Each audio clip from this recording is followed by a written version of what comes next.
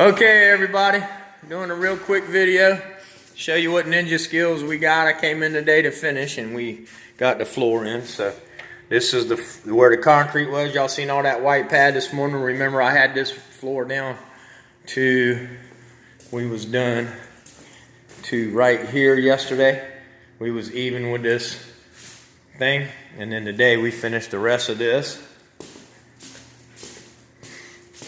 Tied in this floor to this hallway, and then did this whole bedroom. And again, my painter's steady painting, so he's doing good. And Sewer Dog helped us out today. Sewer Dog helped us lay this floor.